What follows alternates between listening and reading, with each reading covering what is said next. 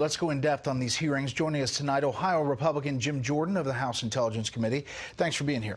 Good to be with you. Let's just go over some logistics first. What do you anticipate next steps? Who knows? They make the rules up as they go along, then they don't even follow those. So I assume they send some kind of report to the Judiciary Committee, and then there'll be some kind of process, or let's hope it's some kind of due process there. But I have frankly no idea, because this has changed throughout. They were already doing depositions, then they hold a vote, which they couldn't even keep all their members in line for. So we'll just have to see what Pelosi and Schiff have in store for us next. Will you move over to Judiciary to do some of that I'm already question? on there. So I'm on, Kevin, when the leader put me over in Intel, I'm still on the Judiciary Committee and still on the Oversight Committee. Okay, so I will be there. Your guess is that it's going to come to an impeachment vote before the end of the year? I do think that's the path they're on. But again, you never know with these guys. I mean, this was the most unfair process I've ever seen. We weren't allowed to call the witnesses we want. The ones we wanted, they ignored. Even today, they haven't even released all the depositions. So there was certain testimony given in these depositions taken in the bunker in the basement of the Capitol that we couldn't even use in the open hearing. So we'll just have to see. But I anticipate that's my best guess. Okay, I want to go to some of the substance. Sure. Today, for example, David Holmes was there to testify about this phone call between Ambassador Sondland and the President of the United States. Take a listen. This is first Ambassador Taylor, and then your questioning. The member of my staff asked Ambassador Sondland what President Trump thought about Ukraine. Ambassador Sondland responded that President Trump cares more about the investigations of Biden. Why didn't your boss bring up the call? When I did refer to the call in that meeting, that Ambassador Taylor nodded knowingly, as though he had been briefed on it. That's not what I asked. I asked why he didn't share with us. I refer to the call, and everyone is nodding. Of course that's what's going on. Of course the president is pressing for a Biden investigation. He doesn't share the the guy he worked with. I mean, you went down that road and you get to this point where a lot of these witnesses said that they came to the conclusion, including Ambassador Sondland, he was 100% by September 8th, that the aid was tied to the investigations of Burisma by Biden and 2016. Mr. Sondland said that there was an announcement that needed to be made by President Zelensky that they were going to do an investigation into Burisma and the Bidens. And before that, if that announcement's not made, they don't get the call, they don't get the meeting, they don't get the money.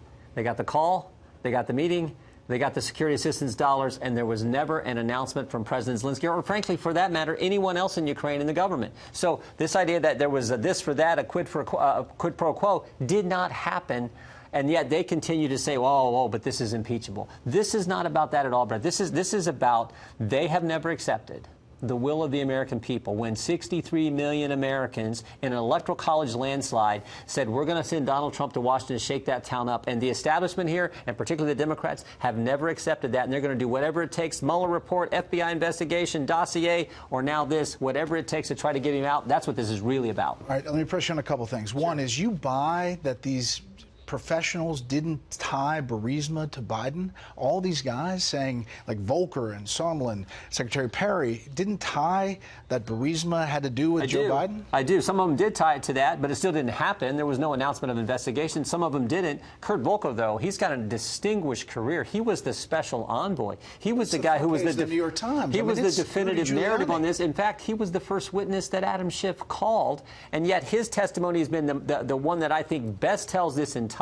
story, this entire episode, where there was never a quid pro quo. The aid ultimately got delivered. Sometimes these things get held up. We heard testimony from lots of people talking about that as well. So it all worked out in the end, but yet a brand new president. New guy, never been in politics. Kind of similar to what we got in this country with our president. New guy, never been in politics, and we wanted to check him out.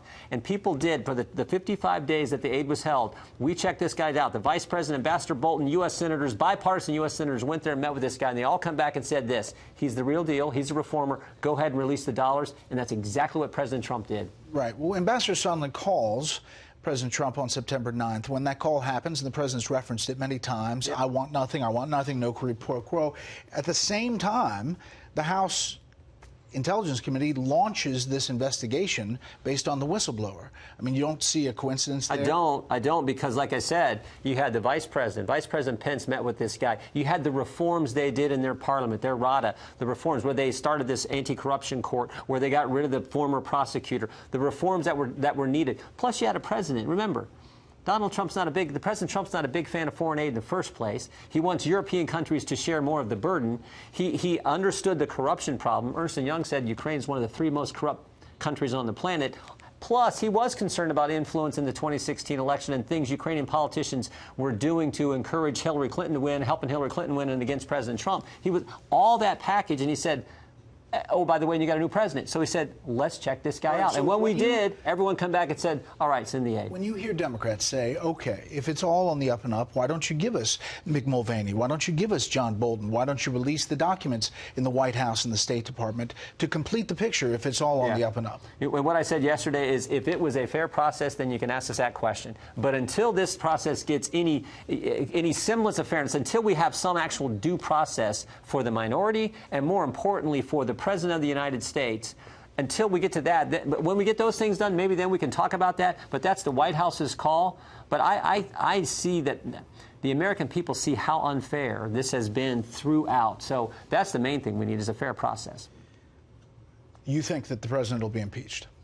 In the House, look, that vote a few weeks ago, I think was, they got the numbers. But I think what was most telling about that vote a few weeks ago is 2 Democrats came over to our side. My guess is there'll be a few more Democrats come our way. Whether we can have enough to stop them from Senate to the Senate, I don't know. It doesn't look promising, but let's hope so, because putting the country through this is not healthy, particularly 11 months before the next election, based on an anonymous whistleblower with no firsthand knowledge, bias against the president, who worked with Joe Biden, that we don't even get to bring in front of us, have him put his hand up and swear under oath to tell the whole truth, nothing but the truth, see what kind of biases he has, what his motivation was for starting this whole thing. That's the part that bothers so many Americans and why they know instinctively this is unfair. Last thing, Representative Will Hurd, your colleague on the committee, said he didn't like the call. He thought it was inappropriate.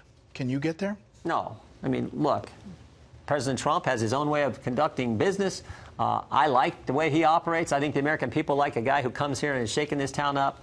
And again, as I said, the facts are on the president's side, and the American people understand that this process has been totally unfair. Twitter question, have you ever worn a jacket? I have. You have to wear one on the floor, the House floor, and I always wear one when I'm around the president. Congressman, thanks. Thank you.